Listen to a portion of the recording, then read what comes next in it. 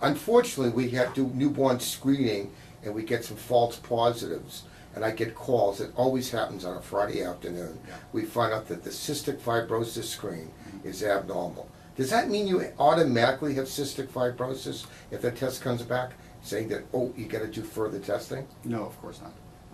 The false positive rate is actually fairly high over the past 10 years here in New York City. In the New York City area, there have been studies that show that the false positive rate is relatively high.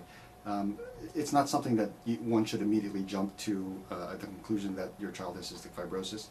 If they demonstrate any persistent respiratory symptoms or gastrointestinal symptoms, then further testing might be warranted. Well, we're probably gonna do testing anyway because the parents are gonna have a nervous breakdown. But if you looked at a baby that's full term, Yeah. stools are normal, breathing comfortably, you're not too worried at that particular point. Is that true? Yes, that's true. And we tell them that, look, it could be, but if it is, it'll probably be something mild. Yes. But if the baby is having frothy stools, maybe gets a touch of pneumonia early, Yeah.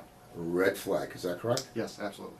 What would you do to make the proper diagnosis? What test would be the best test for cystic fibrosis? Right now, the sweat test is still the. Would you explain what a sweat test is? It's in cystic fibrosis. There is an abnormal transport of electrolytes, particularly chloride, that contributes to a lot of repeated infections in the lungs. And this defect is actually present throughout the body, so that when you collect sweat from the skin and analyze that, if there is an abnormally high level of chloride in the sweat, then What would be the number you say this kid probably has cystic fibrosis? What would be the measure? above 60. Really Of close to 60. 100. What about if it's 40 to 60, a gray zone?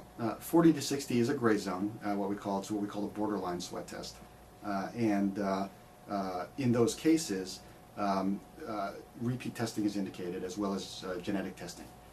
These days there are well over 2,000 genetic mutations that contribute to cystic fibrosis, and a lot of those cause milder disease and possibly borderline sweat tests.